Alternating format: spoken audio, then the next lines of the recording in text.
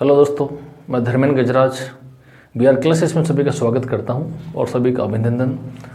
सबकी एग्ज़ाम जो है अभी इसका जो नोटिफिकेशन है वो जल्दी हमें मिलने वाला है। कंटिन्यूटी बनाए रखें, अब एग्ज़ाम कभी भी हो।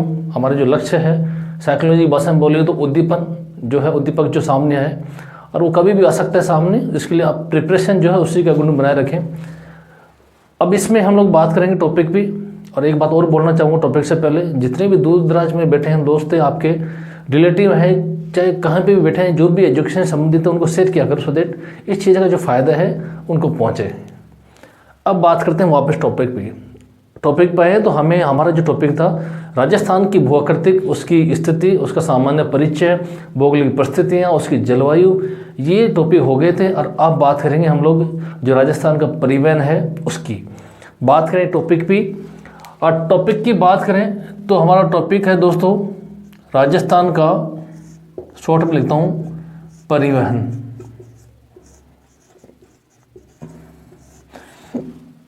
परिवहन की बात है तो परिवहन पढ़ने के लिए हमें यह हो गया कि किसी भी प्रदेश का भौगोलिक क्षेत्र, कोई भी सामान्य कोई भी राष्ट्र जब अपना व्यापार, उद्योग धंधे वगैरह, कच्चा माल या लोगों का जनसंख्या का आवागमन जो होता है, ये जो भी साधन होते हैं, उस साधन का जो माध्यम होता है किसके द्वारा होता है? परिवहन। वो चाहे वो सड़क का मार्ग हो, चाहे वो रेल का मार्ग हो, चाहे वो वायु का मार्ग हो, चाहे वो जल का माध्यम हो, इनके द्वारा ही कोई भी राष्ट्र अपना क्या करता है? व्यापार करता है। लोग आपस में आवागमन के साधन अपनाते हैं, इससे ही परिवहन कहते हैं। परिवहन की बात करें तो 5-6 फैक्ट बातें हैं जिन्हें हमें याद रखना पड़ेगा, चाहे वो सेकंड ग्रेड हो, चाहे फर्स्ट हो, चाहे वो दोस्तों रीट हो, चाहे वो पटवारी हो, चाहे ये जो सारी एग्जाम्स हैं RPSC की, इसमें राजस्थान का जो ज्योग्राफी है तो सब में आता है। आप ऐसा नहीं बोल सर ये इसमें ये नहीं आता है। आप ये राजस्थान ज्योग्राफी जो भी एग्जाम होती है RPSC लगभग सब में आती है, तो आप उसको एक बार पढ़ें, याद करें, सो दैट आपको बेनिफिट हो। बात करते हैं राजस्थान के परिवहन की। और परिवहन पढ़ने से पहले हमें 2-3 बातों का ध्यान रखना पड़ेगा दोस्तों। पहली बात ये कि हिंदुस्तान की बात करें तो एक बात याद रखें, बात कर रहा हूँ मैं 1943 और 43 में एक सम्मेलन होता है दोस्तों। और ये जो सम्मेलन होता है ये नागपुर में होता है, और जो नागपुर पड़ता है महाराष्ट्र में पड़ता है। इस सम्मेलन में क्या होता है? परिवहन से संबंधित आधुनिकीकरण, परिवहन का क्या होता है इसमें? आधुनिकीकरण कि जो हमारे परिवहन हैं, जो हमारी सड़कें हैं, उन सड़कों का रखा रखाव और आधुनिकीकरण कैसे हो, इस बात को लक्ष्य रखते हुए 1943 में एक सम्मेलन होता है। ये सम्मेलन तो नागपुर, और नागपुर पड़ता है कहाँ? महाराष्ट्र में। इस सम्मेलन को 2 नाम से जाना जाता है। पहला नाम देखें तो नागपुर योजना कहते हैं, या नागपुर सम्मेलन, याद रखें, इसे ही सम्मेलन कह देता है और इसे ही नागपुर योजना के नाम से जाना जाता है। दूसरी बात करें, आपसे क्वेश्चन पुटअप करें तो इसे ही इंजीनियरों का सम्मेलन भी कहा जाता है। इसे ही इंजीनियरों का सम्मेलन कहा जाता है दोस्तों, सम्मेलन। यहाँ तक की बात है क्लियर। परिवहन से संबंधित भारत में एक सम्मेलन होता है 1943 नागपुर पड़ता महाराष्ट्र में। और ये जो सम्मेलन होता है, इस सम्मेलन का जो आधार होता है, जो लक्ष्य होता है, ये होता है कि जो परिवहन के साधन हैं, परिवहन के साधन की जो जैसे सड़क है, तो इन सड़क बोलते हैं या परिवहन बोल देते हैं, इन चीज़ों का क्या करें? आधुनिकीकरण कैसे हो, उनका रख रखाव कैसे हो, इस बात को ध्यान में रखते हुए ये सम्मेलन होता है, जिसे योजना, नागपुर योजना या इंजीनियरों का सम्मेलन भी कहा जाता है। परिवहन व्यवस्था को और सुदृढ़ करने के लिए, उनका विकास करने के लिए 20 सूत्रीय कार्यक्रम होता है दोस्तों, 20 सूत्रीय योजना। और ये जो 20 सूत्रीय योजना होती है, आपको पता होगा 1961 में होती है। और 1961 में जब ये 20 सूत्रीय कार्यक्रम होता है, ये योजना होती है, उसका लक्ष्य ये होता है कि 20 वर्ष के अंदर, आगामी जो 20 वर्ष है 1981 तक क्या है कि भारत में जो भी परिवहन के साधन है, सड़क वगैरह हैं, उनको ज़्यादा से ज़्यादा विकास हो, सो दैट जो हमारा माल, कच्चा माल वगैरह है, व्यापार है, उद्योग धंधे हैं, उनमें तेज़ी आए। और तेज़ी के आने का माध्यम ये है कि जो हमारा कच्चा माल है या ट्रांसपोर्ट का माल है, उसको जो गंतव्य स्थान है, उस स्थान तक है जो है ईजी वे में और जल्दी से जल्दी उसको पहुँचा जाए। इस बातों को ध्यान में रखते हुए ही एक 20 सूत्रीय कार्यक्रम या योजना लेके आते हैं 1961 में। यहाँ तक की बातें भी क्लियर। तीसरी बात देखें तो याद रखने वाली बात है, इसको ध्यान में रखते भारत का जो भी बॉर्डर का एरिया है उस बॉर्डर के एरिया को सुरक्षित करने के लिए भी एक संगठन की स्थापना की जाती है, बॉर्डर रोड ऑर्गेनाइजेशन, सीमा सड़क संगठन। सीमा सड़क संगठन, इसका भी गठन किया जाता है। और याद रखें 1960 और 61 में इसका क्या गठन किया जाता है, ताकि भारत की जो रेखा है, सीमावर्ती जो क्षेत्र पड़ते हैं, मतलब जो बॉर्डर का जो एरिया है भारत का, जैसे रेड क्लिफ मान लेते हैं, मैकमोहन रेखा मान लेते हैं, डोरंड रेखा है, 2 बीघा गलियारा है, त्रिपुरा के साथ में बांग्लादेश का जो रेखा है, जेरो रेखा है, ये वाला जो पोर्शन है, इस पोर्शन को संगठन,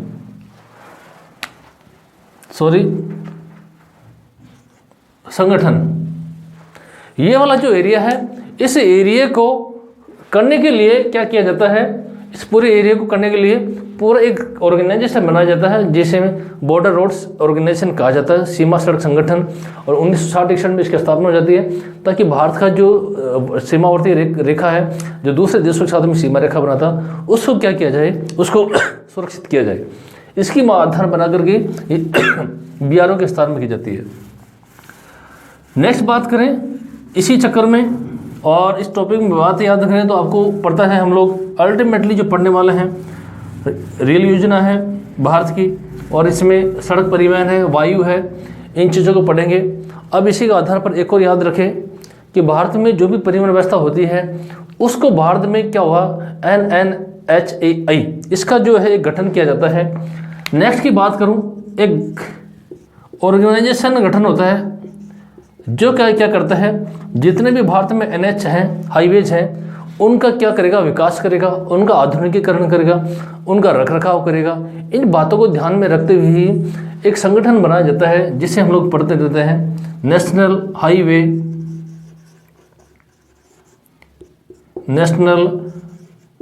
highway authority of India. Short में लिख देता हूं दोस्तों, India, national highway authority of India. ये जो संगठन है, इस संगठन की स्थापना होती है, ये जो प्रचलन में आता है, जो काम करना शुरू कर देता है, ये करता है दोस्तों 1995 से। 1995 से ये काम शुरू करता है, वर्तमान में भी काम कर रहा है। और जितने भी हाईवेज हैं भारत में, उनका सबका क्या करता है, ये रखरखाव करता है, उनका विकास, उनका आधुनिकीकरण से संबंधित जो काम करता है, यही करता है। याद करें, अब एग्जाम कहीं पूछे फिर भी, तो वर्तमान में पूछे तो भारत में 292 नेशनल हाईवेज हैं।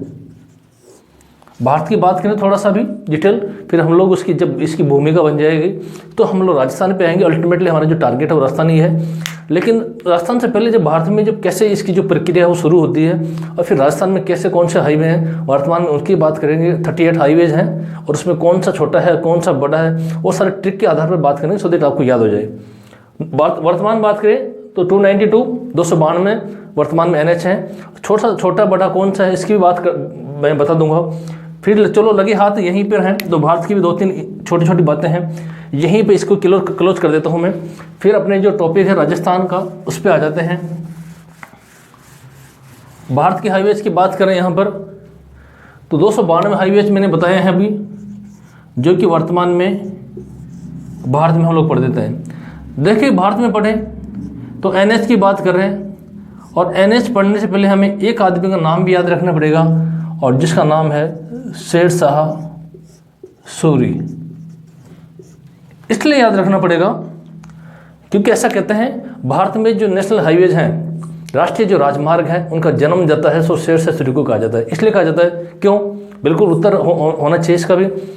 जब शेरशाह सूरी हुमायूं के काल में जब यहाँ दिल्ली में सल्तनत पे काम करता है 1540 से लेकर के 45 के बीच में, उस वक्त क्या करता था, ये अमृतसर से लाहौर से, बेसिकली वैसे लाहौर से होता है वो, लाहौर से लेकर के कलकत्ता तक का जो पार्ट होता है उसमें एक रोड ये बिछाने का काम करता है, जिसे GT कह देते हैं हम लोग, ग्रांड ट्रंक रोड। लेकिन जब देश का विभाजन होता है तो अमृतसर से वाला जो नेक्स्ट वाला जो पार्ट होता है वो पाकिस्तान में चला जाता है, और अमृतसर से लेकर के जो कलकत्ता तक NH1 और NH2 ये दोनों जो पार्ट होते हैं उन दोनों को मिलाकर ही एक GT रोड बोल देते हैं, ग्रांड ट्रंक रोड। उसके ऊपर वाला NHA है जो हम लोग पढ़ेंगे नहीं, आपको हम लोग इंडिया के NH है वो है नहीं, हमें पता है। और यहाँ तक शेष सूरी जिसको इसी ने क्या किया था, भारत में राष्ट्रीय राजमार्गों को जो है नींव डाली जाती है इसी के द्वारा, इसलिए इसको नेशनल हाईवेज का जो जनक भी या जन्मदाता भी कहते हैं। अब बात करें कि जो परिवहन व्यवस्था है इसकी मैं एक दो बातें यहाँ बता रहा था आपको। पहली बात करूँ सबसे लंबा NH तो पूछ ले आपसे भारत का यहाँ पर, तो थोड़ा सा जो ब्रीफ है वो मैं बता देता हूँ आपको, और फिर मैं मुख्य बातें करेंगे हम लोग राजस्थान से संबंधित। बात करें NH की, देखो राजस्थान के NH पढ़ रहे हैं, लेकिन इसमें भारत की बात करूँ मैं थोड़े से 4-5 NH जहाँ से हो सकता है आपको क्वेश्चन पुट हो जाए। पहले बात कर लें सबसे लंबा, आपसे पूछ लेता हूँ, याद रखें भारत का जो नवीनतम सबसे लंबा NH है वो है NH44। NH44 है जो आपका श्रीनगर से लेकर के और कन्याकुमारी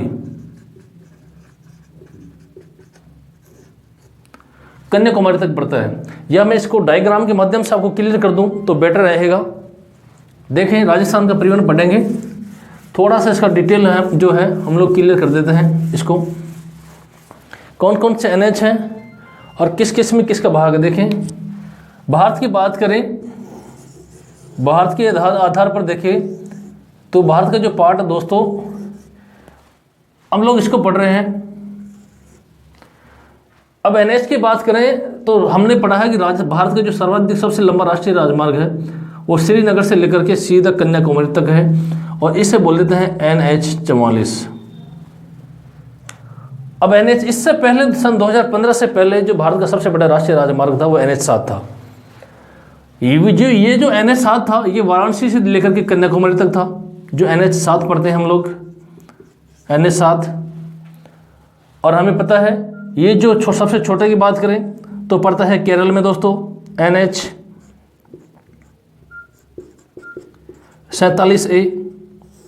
सबसे जो छोटा NH है वो 47 से पड़ता है केरल के अंदर, और केरल में एक झील है वेमनाड झील, वेमनाड, और इसी झील के पास में एक द्वीप है वेलिंगटन।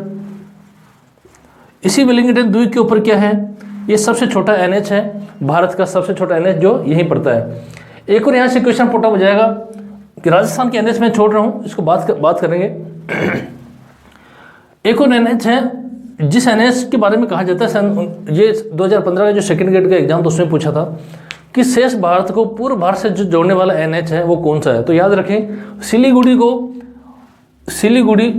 जो भी और गुवाहाटी, इन दोनों को जो जोड़ने वाला NH है दोस्तों NH31 है। इन दोनों को जो जोड़ने वाला NH है वो NH31 है, ये जो इम्पोर्टेंट है। और दूसरी बात करें NH, मुख्य NH की बात करूँ, विश्व का सबसे ऊंचा राष्ट्रीय राजमार्ग, विश्व का सबसे ऊंचा जो राष्ट्रीय राजमार्ग है वो जम्मू कश्मीर में है।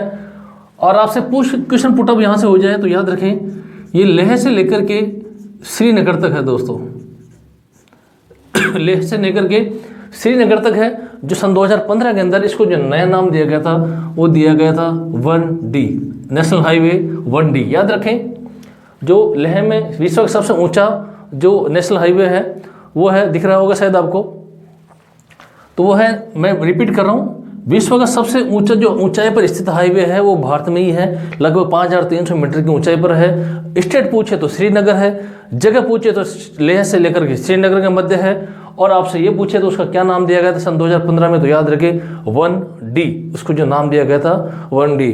अब यहाँ से एक और क्वेश्चन पूछा था कि जो उरी पड़ता है जो लेह के पास में जो क्षेत्र है, यहाँ उरी से लेकर के जो श्रीनगर का जो पार्ट है दोस्तों और अमृतसर तक का ये जो पार्ट है, इस दोनों ही जगह में जो NH होता है NH1A, ये जो पार्ट होता है NH1A, और आपको याद होगा NH1 से आपको ये भी याद होना चाहिए NH1 के ऊपर ही बनिहाल दर्रा है, और उस बनिहाल दर्रे में ही जवाहर सुरंग स्थित है। याद रखें यहीं पर है जवाहर सुरंग।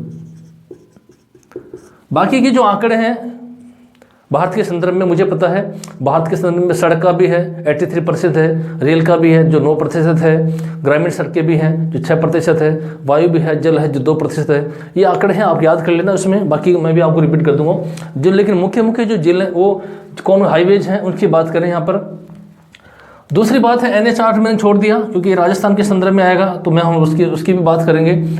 और यहाँ पर देखें, जब अमृतसर से लेकर के कोलकाता तक जो हाईवेज है, ये हाईवे दोस्तों याद रखें NH1 1+2 दोनों को मिलाकर के जो बोला जाता है GT बोला जाता है।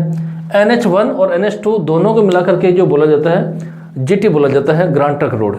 यहाँ तक की बातें क्लियर, ये थे उसके मुख्य संदर्भ में। बाकी यदि इंडिया का नेशनल हाईवे होता तो मैं आपको 1 से लेकर के 15 का जो ट्रिक है वो सारा आपको क्लियर करता कि 1 से लेकर के अमृतसर जाएंगे, अमृतसर से फिर दिल्ली, दिल्ली से कलकत्ता, यहाँ NH2 हो जाएगा, फिर आगरा से दिल्ली बम्बई जाएंगे NH3 है, 3 यहाँ से लेकर के हम लोग वापस जाएंगे चेन्नई NH4 है, चेन्नई से लेकर के कलकत्ता वापस आएंगे NH5 है, चेन्नई से लेकर के फिर बम्बई आएंगे NH6 है। ये मैं आपको पूरा ट्रिक से बता, लेकिन ये हमारा टॉपिक नहीं है, इसलिए मैं यहाँ पर डीपली भी नहीं जाना चाहता। इंडियन ज्योग्राफी जब डालूंगा तो इसमें सारी चीज़ें हम लोग क्लियर करेंगे कि कौन कौन सी चीज़ें हैं, इसलिए इस टॉपिक को हम लोग यहीं, बाकी का हम लोग जो टॉपिक है राजस्थान का परिवहन है उसी पे आएंगे। यदि इसी में इंडियन ज्योग्राफी का हो जाएगा तो फिर इंडियन ज्योग्राफी में क्या पढ़ाएंगे, इसमें ये भी है। अब बात करें, टॉपिक चल रहा था राजस्थान का, परिवहन की बात करें, और परिवहन में हम लोग देखो उसको भी डिवाइडेशन कर देता हूं मैं ताकि जो चीज़ें हैं वो क्लियर हो जाएं। राजस्थान का परिवहन, अब इस परिवहन को क्या कर देते हैं हम लोग, हम पढ़ते हैं कि जो भी परिवहन होते हैं वो मुख्य तौर पर 4 प्रकार के होते हैं। 4 प्रकार के होंगे। पहला होगा सड़क परिवहन,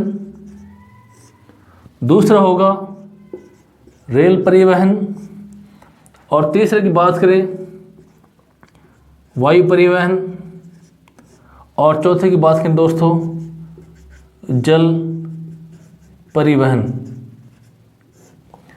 इसकी बात करते हैं सड़क परिवहन, रेल परिवहन, वायु परिवहन।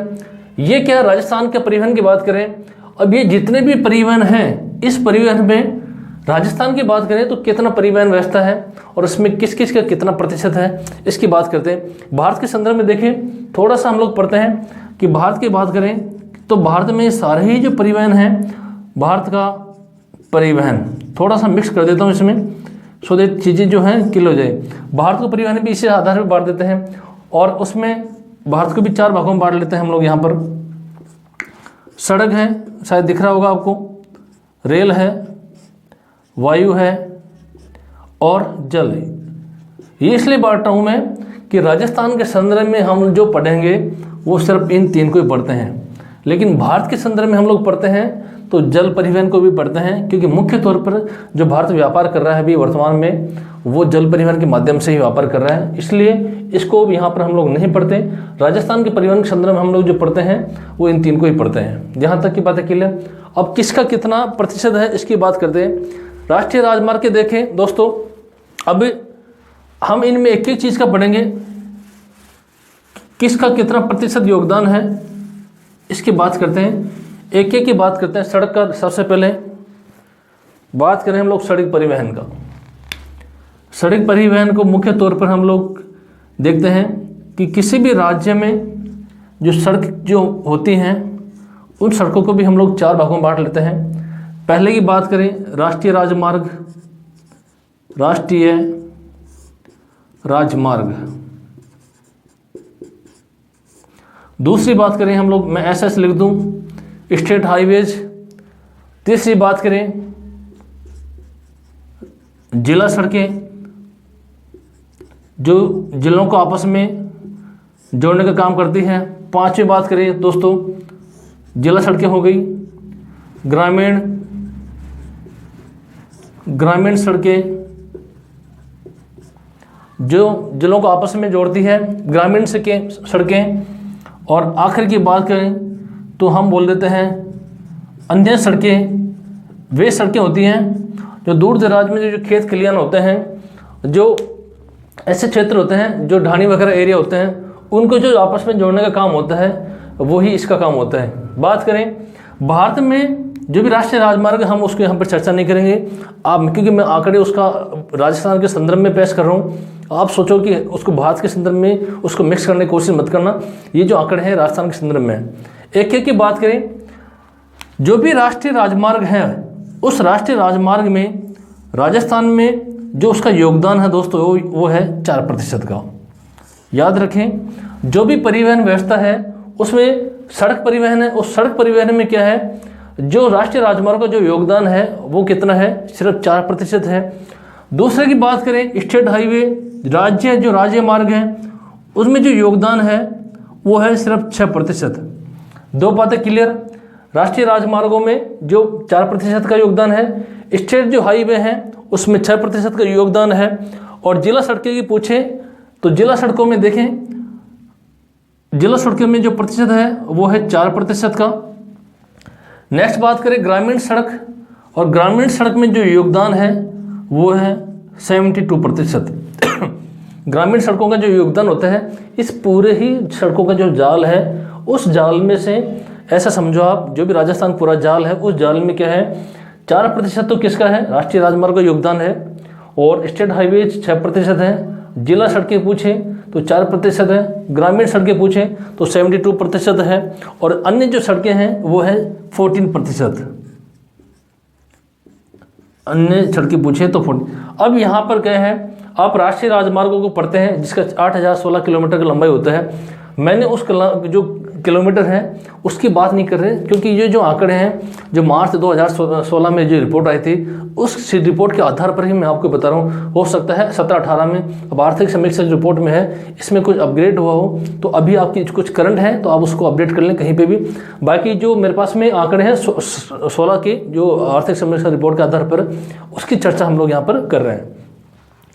रिपीट करूँ, जितना भी परिवहन व्यवस्था है राजस्थान में उसमें से 4% योगदान किसका दोस्तों, राष्ट्रीय राजमार्गों का। स्टेट हाईवे की बात करें तो 6% का योगदान है राजस्थान में। भारत की बात नहीं कर रहे हैं यहाँ पर, मिक्स नहीं करें इसको। जिला सड़क की बात करें, जिला सड़क का जो योगदान है यहाँ पर 4% है। ग्रामीण सड़कों का जो योगदान है वो 72% है। वैसे भारत के संदर्भ में जाएंगे तो ग्रामीण सड़कों का 80% है।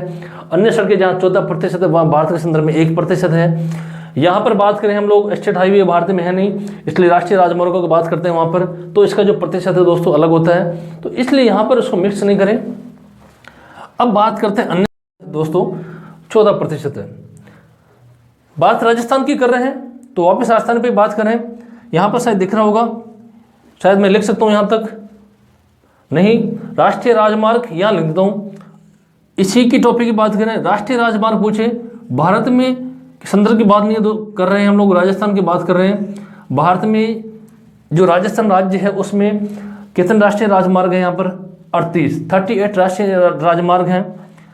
मैं इसको हटा दूं और यही लिख दूं। स्टेट हाईवे की बात करें तो राजस्थान में जो स्टेट हाईवे हैं दोस्तों 102 हैं। याद रखें, आपको दिख रहा होगा शायद, लाल से नहीं दिख रहा तो रिपीट करता हूँ मैं यहाँ पर। ये है 38, जो भारत में NH है वो 38 है, SH है वो है 102।